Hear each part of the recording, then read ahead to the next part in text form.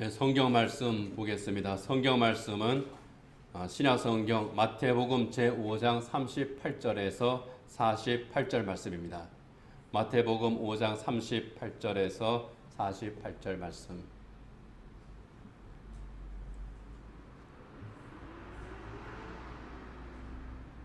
초소에 계신 분들도 이 성경 말씀은 함께 읽으면 좋겠습니다.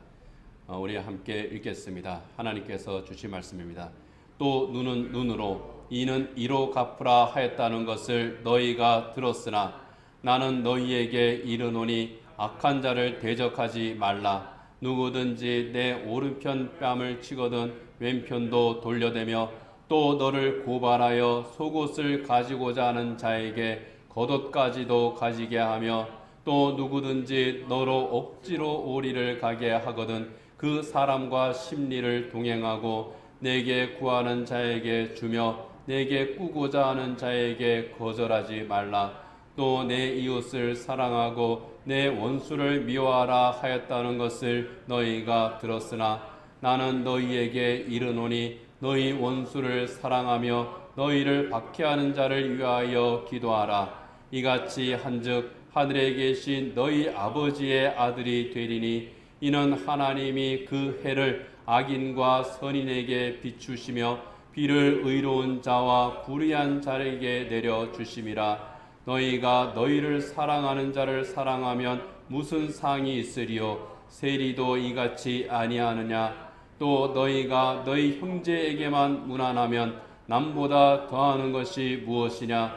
이방인들도 이같이 아니하느냐? 그러므로 하늘에 계신 너희 아버지의 온전하심과 같이 너희도 온전하라. 아멘.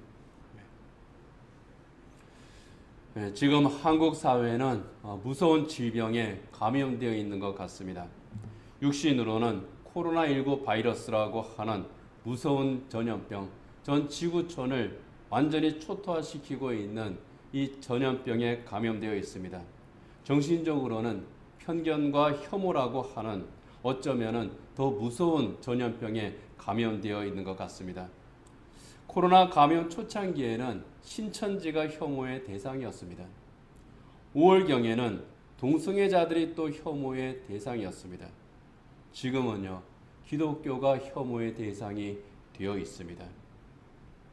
교회와 신앙의 이름으로 정말 부적절한 말과 어리석은 행동을 한 그 단체들, 그 사람들 때문에 온 국민이 고통당하고 있는 코로나 바이러스에 더해서 혐오 바이러스가 교회와 그리스도인들을 더 힘들게 하는 이 이중고를 겪고 있다는 겁니다. 교회와 그리스도인들이 겪고 있는 이 이중고에 대한 단적인 사례가 있습니다. 어느 식당 앞에 안내문이 붙어 있는데요. 안내문 내용이 이렇습니다. 기독교인들은 당분간 받지 않습니다. 그런데 그 밑에 거기에다가 죄송하지만 이것이 덧붙여져 있어서 그나마 위안을 받지만은 기독교인들은 당분간 받지 않습니다. 영업적 손실을 감수하고라도 받지 않겠다는 겁니다. 왜 그런지는 모르겠지만은 가만히 생각해 보면 하나는 혹시라도 코로나에 감염이 될까봐 이 코로나를 확산하는 이러한 그 매개체가 되어 있기 때문에 기독교인들을 받지 않겠다. 그리고 또 하나는 거기에 이어지는 거죠. 이것으로 인한 교회와 기독교인들에 대한 혐오의 정서, 싫다는 겁니다. 이 두 가지가 합쳐져 있는 게 아닐까 싶어요.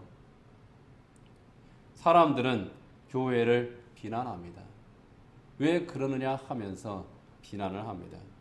그리고 국가는 교회에 대해서 불편한 행정 조치를 내립니다. 대통령을 만난 기독교 단체장들이 항의를 했죠. 왜 교회에 대해서만 이런 조치를 취합니까? 왜 교회를 일반 영업장과 똑같이 취급합니까? 잘못된 항의입니다. 교회가 잘못했기 때문에 그런 조치가 내려졌으면은 오히려 교회가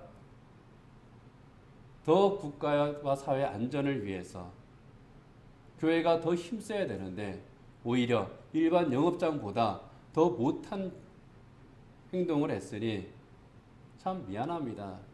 이게 바른 태도예요. 왜 우리를 일반 영업장과 똑같이 취급합니까?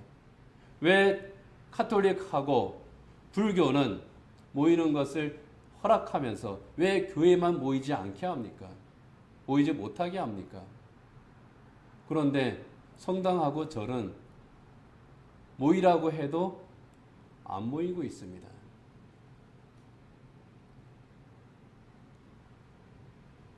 교회가 불편한 행정 조치를 받았다고 해서 그것을 종교 탄압이다, 예배의 자유를 침해했다, 그렇게 항의할 이유가 없다는 겁니다. 그러한 조치를 초래하게 된 그 원인이 어디에 있느냐? 우리는 그들을 잘못된 신앙을 가진 사람이다. 그리고 그 선두에 선 사람을 저 사람은 이단과 같은 사람이다. 그렇게 이야기를 하지만 사람들이 보기에는 다 교회요, 다 기독교인들이요, 목사입니다. 그렇기 때문에 교회는 겸손해야 되고요. 그것을 교회가 이렇게 된 것에 대해서 정말 우리 주님 앞에서 통회하면서 우리 하나님 앞에 우리의 잘못을 고해야 되는 겁니다. 어쨌든 국가는 교회에 불편하고 다소 모욕적인 그런 행정 조치를 취했습니다. 우리 교회는 그래도 공무원들이 무례하게 행하는 그러한 일은 없었습니다. 그런데 국가의 행정 조치를 집행하면서 모욕적인 일을 겪은 그런 교회들이 더러더러 있습니다. 제가 아는 어떤 그 목사님의 목회하는 교회가 있습니다. 양평에 있는 그 교회예요. 노인들만 모이는 시골 교회입니다. 어르신들만 예배를 하니까 온라인 예배가 불가능합니다. 목사님도 연세가 있으셔서 이러한 그 기기를 다루는 것을 잘 하지를 못해요. 저도 나름대로 상당히 이러한 그 전자기기에 익숙하지만 온라인 예배를 해야 된다 했을 때에 이거 어떻게 해야 되지? 상당히 걱정이 많았습니다. 그런데 참 때마침 우리 전도사님이 이 기기에 능숙해서, 그리고 제가 이제 하자고 했을 때 기를 여러 가지 모색을 하면서 잘 준비를 해서 우리는 그래도 예배를 이렇게 온라인 예배를 원활하게 할 수가 있습니다. 그런데 그 교회는 그게 불가능해요. 목사님이 스마트폰을 작동하는 것조차도 힘들어 하시는 그런 분입니다. 어쩔 수 없이 이 온라인 예배 때문에 스마트폰을 장만을 하셨는데 문제는 교인들이 안 되는 거예요. 그래서 할 수 없이 교인 숫자도 얼마 안 되니까 할 수 없이 주일 예배를 드렸답니다. 이것을 공무원께서 찾아오셨어요. 우리 교회에 온 공무원처럼 그래도 바깥에서 이제 살펴보고 또 이제 예배를 끝나기를 기다리고 그랬으면 좋겠는데, 또 그 교회는 우리 박사님처럼 공무원이 왔을 때에 응대할 수 있는 그런 분도 없었어요. 그래서 그런지 예배를 드리고 있는데 앞으로 문을 열고 들어오더라는 겁니다. 그리고 예배하지 말라고 했는데, 모이지 말라고 했는데 왜 예배를 합니까? 예배를 방해하더라는 거예요. 착하고 순진하신 목사님이 어쩔 줄 몰라가지고 예배를 참 어수선하게 드릴 수밖에 없었다. 그러면서도 그 공무원에 대해서 항의하지도 못하셨다 그래요. 착하신 분이에요. 이런 모욕을 당합니다. 이러한 때에 교회와 그리스도인들 어떻게 대응을 해야 하느냐? 정말 어떤 사람이 말하는 것처럼 순교의 각오로 투쟁해야 되겠습니까? 지금 상황이 순교할 각오로 예배를 지키기 위해서 투쟁할 그런 상황이겠습니까? 그리고 우리가 정말 지켜야 될 것은 예배이겠습니까? 아니면은 예배의 대상인 우리 주님, 그리고 우리 주님에 대한 우리의 신앙 고백이겠습니까? 우리가 정말 지켜야 될 것은 예배의 대상인 우리 하나님에 대한 우리의 신앙 고백이에요. 기독교는 예배교가 아닌데 지금 어떤 사람들은 예배교로 만들고 있어요. 착각입니다.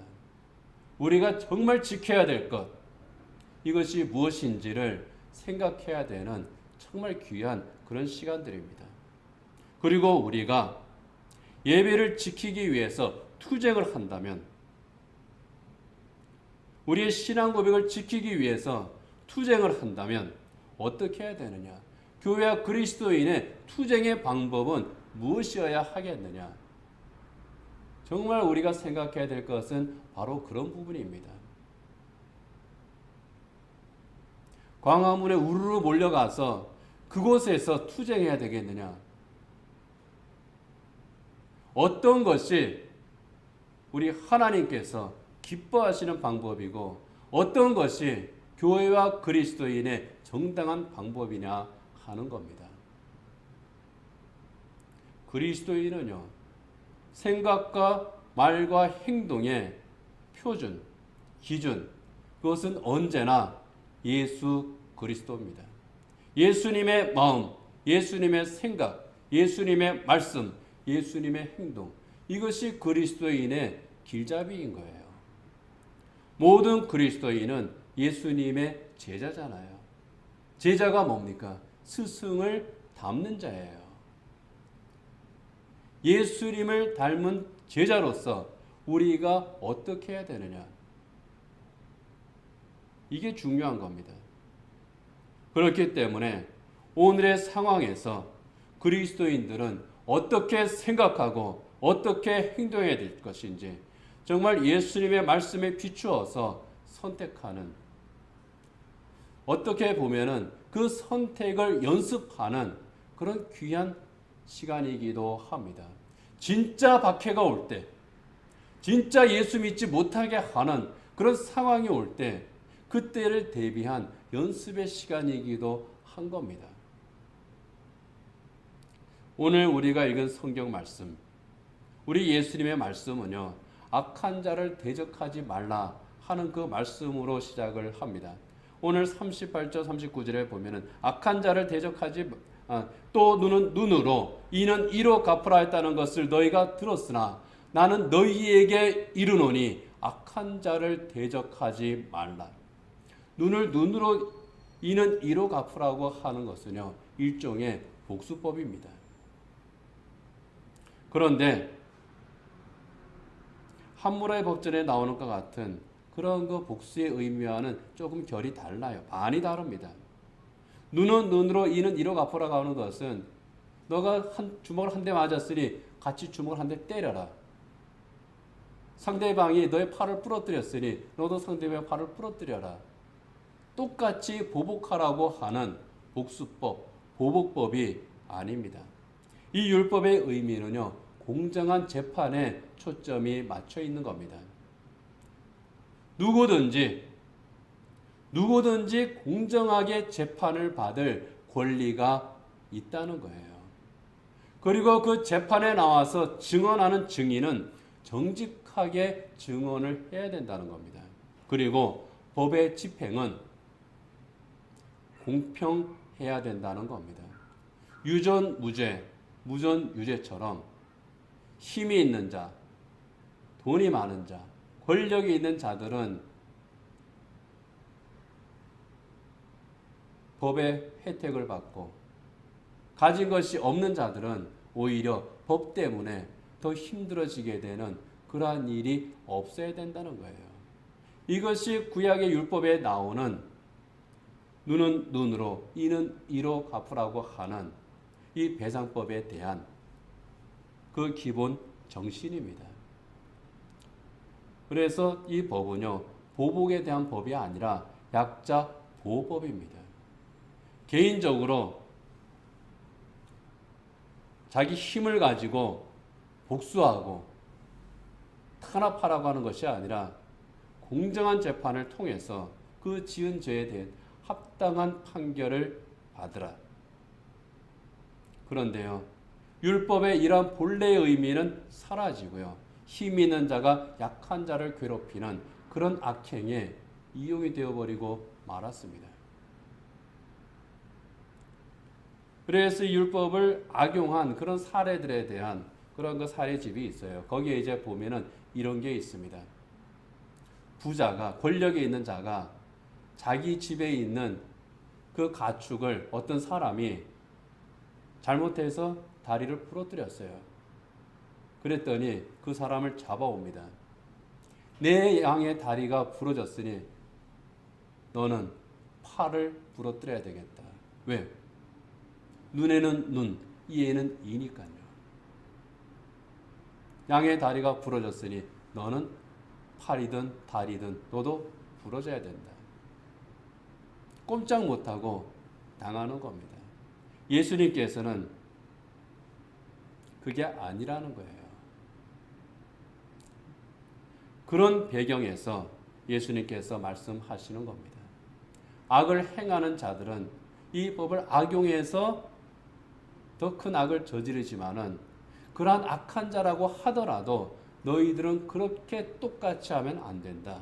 특별히 예수님께서 말씀하시는 이 악한 자는요, 일반적인 그 악한 자에서 조금 폭이 좁습니다. 악한 의도를 가지고 교회와 그리스도인들을 괴롭히는 자들, 그들을 의미하죠. 교회를 박해하는 자와 권력, 이것에 대해서, 그 폭력에 대해서 우리가 어떻게 대응해야 되느냐, 그것을 예수님께서는 몇 가지 말씀을 하시는 거예요. 예를 들어서 가르쳐 주시는 겁니다. 그래서 예수님의 말씀은요, 우리가 일상에서뿐만 아니라 지금 기독교가 처한 상황에서 교회와 그리스도인들이 어떤 행동을 취해야 되는지 그 모범을 우리에게 보여주고 있습니다. 눈에는 눈, 이에는 이로 갚으라고 하는 이 말처럼 교회에 대해서 혐오하고 그리스도인들에 대해서 비난한다고 해서 똑같이 비난하고 똑같이 혐오해서는 안 된다는 겁니다. 이게 예수님께서 말씀하시는 그 결론적인 거예요. 부당한 대우를 당한다고 해서 똑같이 부당한 그 보복을 해서는 안 된다는 거예요. 뭐라 그러십니까? 오히려 오른편 뺨을 치면 왼뺨을 돌려대라. 법에 고소해서 너의 속옷을 가지려고 하면 너의 겉옷도 내어줘라. 억지로 오리를 가자고 하면 십리를 동행해 줘라. 너에게 달라고 하느냐? 줘라. 너에게 꾸고자 하느냐? 그래. 그러면 그에게 꾸어줘라. 주라는 겁니다. 누구든지 내 오른편 뺨을 치거든 왼편도 돌려대며 또 너를 고발하여 속옷을 가지고자 하는 자에게 겉옷까지도 가지게 하며 또 누구든지 너로 억지로 오리를 가지게 하거든 그 사람과 십리를 동행하고 내게 구하는 자에게 주며 내게 꾸고자 하는 자에게 거절하지 말라. 여러 가지 폭력의 상황이죠. 오른편 뺨을 치는 거는요, 신체적인 폭력이지만 동시에 모욕적인 행동입니다. 신체적 폭력과 함께 인격적, 정서적 폭력이에요. 오른편 뺨을 때리려면요, 어느 손으로 때립니까? 왼손으로 때립니다. 중근동 지방에서는요, 이건 유대인들도 마찬가지고 그곳에 사는 아랍 사람들도 마찬가지입니다. 왼손으로 뺨을 치는 것은 상대방에 대한 모독입니다. 오른손을 쓰잖아요, 일반적으로요. 오른손이 더 힘이 있습니다. 폭행을 가하려면 오른손으로 때려야 됩니다. 그런데 왼손으로 때려요. 모욕입니다. 너는 인간이 아니야. 그런 뜻입니다. 오른손으로 때리는 경우도 있습니다. 오른손으로 때릴 때는 오른손 손등으로 뺨을 때리는 거예요. 그거는 더 큰 모욕입니다. 그렇기 때문에 오른편 뺨을 치는 것은 상대방에 대한 인격적 모욕입니다. 물리적인 폭력도 견디기 힘들지만은 이러한 인격적 모욕, 언어적인 폭력, 정서적인 폭력 더 견디기가 힘든 거죠. 며칠 전에 대학생 한 명이 자살했습니다. 소위 말하는 그 지인 능력이라고 하는 젊은 애들 용어가 있어요.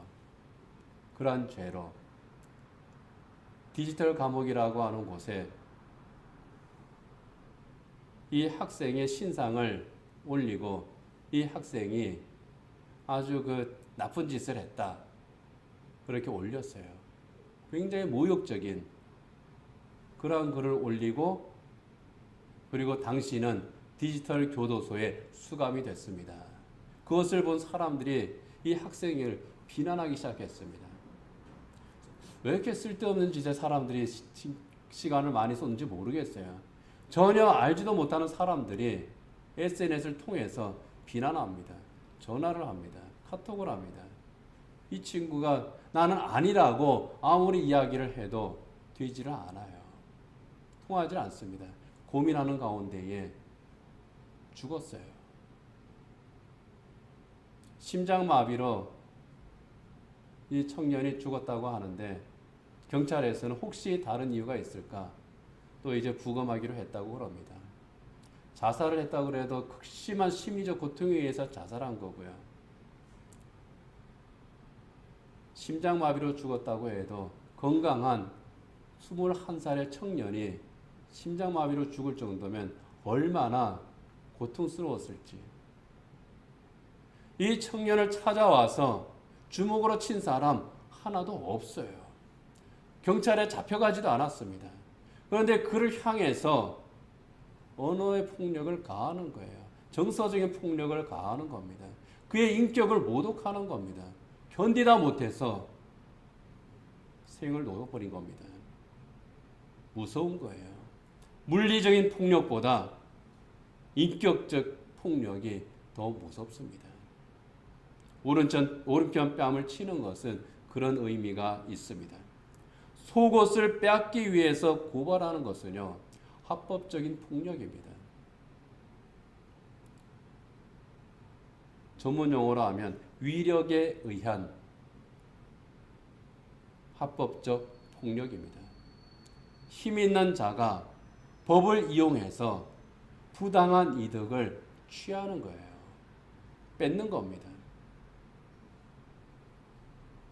합법적으로 빼앗는, 공정하게 법이 집행돼야 되는데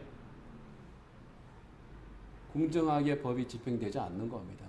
억울하게 내 것을 합법적으로 빼앗기게 되는 거예요. 억지로 오리를 가게 하는 것은요, 종교적인 폭력입니다. 억지로 오리로 가게 하는 것, 여기 이제 우리 번역에는 오리로 되어 있지만은 이제 원문에 이제 보게 되면은 그 거리가 약 3.2km 정도입니다. 이것은 안식일에 걸어갈 수 있는 범위를 넘는 거리예요. 안식일에 움직일 수 있는 거리를 넘어서 가라. 율법을 어기라는 겁니다. 유대인들이 안식일을 정말 철저하게 지키는데 못하게 하는 거예요. 그랬을 때 어떻게 해야 되느냐? 종교적인 폭력이죠. 신앙에 대한 폭력입니다. 내가 하기 싫은 일을 강요하는 그 이상의 폭력이 바로 이 종교적인 폭력입니다. 예수님께서는요, 모든 폭력에 대해서 물리적인 폭력, 언어적인 폭력, 정서적인 폭력, 인격적인 폭력, 법적인 폭력, 종교적인 폭력, 이 모든 폭력에 대해서 어떻게 대응하느냐? 눈에는 눈, 이에는 이, 그렇게 대응하지 말라는 겁니다. 오히려 더 주라고 말씀을 합니다. 왼편 뺨을 돌려대라고 하는 것은 폭력에 폭력으로 갚으려고 하지 말라는 겁니다. 상대가 인격을 모독할 때 오히려 그를 더 인격적으로 대하라는 겁니다. 겉옷을 내어주라고 하는 것은 그와 다투기보다 차라리 양보하라는 겁니다. 그 사랑과 심리를 동행하라고 하는 것은 오히려 섬김으로써 도와주라고 하는 겁니다. 오히려 교회를 원수처럼 여기고 박해하는 자, 그 악한 자를 더 사랑하고 그를 위해서 기도하라고 하는 것이 주님의 대응 방법이었습니다. 지금 교회에 내려진 조치들에 대해서 이것이 부당하다. 그래서 우리는 이것에 대해서 저항을 해야 된다. 화를 내고 다투는 그러한 경우들이 있습니다. 그렇지만은 지금 교회와 그리스도인들이 해야 될 것은 그게 아니라는 겁니다. 왼편 뺨을 돌려대고 겉옷을 내어주고 심리를 동행하고 더 낮아지고 더 사랑하고 더 섬기는 것. 그럼으로써 그리스도의 향기를 풍기는 것. 이것이 그리스도인들의 해야 될 일이라는 거예요. 무엇보다도 지금 교회와 그리스도인들이 처한 상황, 박해의 상황이 아니잖아요. 교회에 모여서 우리가 예배하지 못하는 그 이유가 종교적인 박해에 있는 것이 아니잖아요. 정부 당국에서 모여서 예배하지 마십시오. 그렇게 행정조치를 내렸지만은 그래도 교회에서 우리는 모여서 예배하겠습니다. 예배를 강행하면 막지 못합니다. 벌금을 물리겠다고 엄포를 놓지만은 실제로 이것이 행정소송으로 들어가게 된다면은 그 판결이 어떻게 날지 그건 아무도 모를 일이에요. 행정조치가 내려졌다고 해서 그것이 그대로 교회에 대한 핍박은 아니라는 겁니다. 종교적 박해가 아닙니다. 박해라고 하려면은요, 예배를 드리지 못하는 게 박해가 아니고요, 예수를 믿지 못하게 하는 것, 그게 박해잖아요.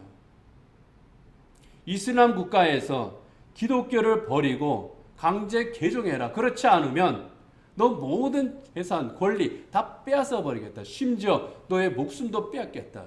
이게 박해입니다. 일제시대에 아마테라스 오미카미 천조대 신이죠. 일본 태양 신입니다. 이 태양 신에게 강제로 절하게 하는 것. 신사에 가서 강제로 참배하게 하는 것. 이게 박해입니다. 그거 안 하면 감옥에 간다. 이게 박해예요. 신앙을 버리게 강요하는 그러한 것들이 박해인 겁니다. 그런데 지금의 상황은 그러한 박해가 아니잖아요. 예수 믿는다고 잡아가진 않잖아요. 교회 가서 예배한다고 체포하진 않잖아요. 욕을 먹지요. 그리고 교회만 희생하는 게 아니잖아요. 전 세계적으로 유행하고 있는 코로나19 감염 확산을 막기 위해서 교회도 모이지 말아 주십시오. 음식점도 모이지 말아 주십시오. 카페도 테이크아웃만 해 주십시오. 체육관도 당분간 쉬어 주십시오. 학교도 당분간 문을 닫아야 되겠습니다. 그런 거잖아요. 교회만 희생하는 것이 아니라 모든 사람들이 같이 희생하고요. 교회만 불편한 것이 아니라 모두가 다 불편한데 이것을 박해라고 하면서 분쟁하는 것. 이건 하나님께서 원하시는 일이 절대로 아닙니다. 신앙적 행동도 아니에요. 정말 박해를 당하면서 정말 아무 죄가 없으심에도 불구하고 불법적인 체포를 당하시고 불법적인 재판에 의해서 십자가에 못 박혀 죽으시면서도 우리 예수님께서 어떻게 하셨습니까? 저항하지 않으셨잖아요. 베드로가 저항하려고 할 때 칼을 뽑으려고 했을 때에 칼을 뽑아서 말고의 귀를 쳐서 떨어뜨렸을 때 예수님 뭐라 그러십니까? 칼로 승한 자는 칼로 망한다. 네가 지금 해야 할 일은 칼을 뽑는 일이 아니야. 베드로를 만류시키고요. 예수님께서는 조용히 잡혀가시잖아요. 저항할 수 없어서, 능력이 없어서가 아니잖아요. 사도 바울은 또 어떻습니까? 사도 바울은 로마 시민권을 가진 자예요. 그 시대에 로마 시민권을 가졌다고 하는 것은 면책의 특권이 있는 자입니다. 어디에서든 그 죄에 대해서 일정 부분은 뭐 살인죄라든지 아니면 반란죄라든지 아주 흉악한 죄를 범하지 않고서는 재판을 받지 않을 권리가 있습니다. 나는 로마에 가서 황제 앞에 재판을 받겠습니다. 선언을 하면은 모든 재판이 중지가 되어버립니다. 그 시민권을 바울이 가졌잖아요. 그래도 어떻게 합니까? 순순히 체포당했고요. 또 매를 맞습니다. 천부장이 사도 바울이 로마 시민권자인지를 알고 당황합니다. 아, 로마 시민권자를 우리가 불법으로 체포해서 그에게 심지어 매까지 때렸구나. 이제 나는 큰일 났다. 그 정도로 대단한 시민권을 가지고 있었는데 바울이 어떻게 합니까? 오히려 그 천부장을 격려해 주죠. 천부장이 아무 해를 끼치지를 않습니다. 주님의 뜻을 찾잖아요. 보복하지 않습니다. 마틴 루터 킹 목사님이 흑인 인권을 위해서 행진할 때, 셀마에서 대행진을 시작할 때, 몽고메리까지 그 대행진을 할 때에 경찰들이 폭력으로 진압했습니다. 그때에 어떻게 합니까? 비폭력으로 평화행진을 하셨잖아요. 그 평화행진 때문에 흑인의 인권이 개선이 됩니다. 남아공의 넬슨 만델라 대통령은 또 어떻습니까? 26년 동안 그를 고문하고 감옥에 가두었던 사람들 용서하죠. 그리고 진실과 화해위원회를 만들었습니다. 백인과 흑인 사이의 오래된 갈등을 이 넬슨 만델라 대통령이 치유를 했습니다. 함석헌 선생은 또 어떻습니까? 해방 후에 좌익과 우익의 대립이 심각했을 때 이분이 근무하던 이 학교에 그 학교 학생들이 교무실에 난입했습니다. 교사들을 폭행했습니다. 많은 교사들이 달아났습니다. 때리는데 도망가야죠. 그런데 함석헌 선생은 도망가지 않았습니다. 그 자리에 가만히 앉아가지고 고개 숙이고 눈 감고 때리는 매를 다 맞았다고 그러죠. 나중에 사람들이 물었습니다. 왜 도망가지 않았습니까? 왜 그대로 다 매를 다 맞았습니까? 왜 눈을 감고 맞았습니까? 이 학생들을 두고 나는 도망갈 수가 없다고 말합니다.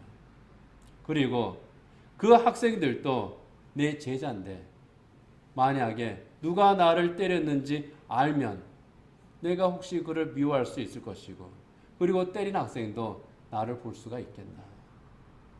그래서 나는 도망가지 않았고 그래서 나는 눈을 감고 맞았습니다. 아마 제가 여러 번 그 말씀을 드린 일화 같아요. 이런 분이 진짜 그리스도인이에요. 진짜 그리스도의 정신을 가진 그런 사람입니다. 예수님께서 말씀하신 악한 자를 대하는 진정한 그리스도인의 태도. 여러분, 핍박하는 자, 악을 행하는 자에게도 이렇게 관용하고 이렇게 살아가고 섬기는 것이 그리스도인인데요. 여러분, 정상적인 국가의 안정과 국민의 건강을 위한 사회적인 불편함의 상황에서 정말 우리 교회와 그리스도인들 어떻게 해야 되겠습니까? 억지로 우리를 가자고 하면 심리를 동행하는 것처럼 더 적극적으로 더 협조하고요. 오히려 더 본을 보이는 것. 이것이 교회와 그리스도인들이 해야 될 일일 줄 압니다. 참 감사하게도 우리 교회 성도들은요. 정말 예수님처럼 그리고 이 국가의 안정과 또 국민들의 어떠한 그 건강을 위해서 정말 이 사회적인 이러한 질서를 위해서 참 잘 협조하고 또 잘 이 상황을 또 이제 그리스도인답게 또 잘 견디고 계신 것 같아요. 그래서 참 이제 감사합니다. 이제 말씀을 맺도록 하겠습니다. 지금은 우리 한국 교회 역사에서 가장 어려운 시기입니다.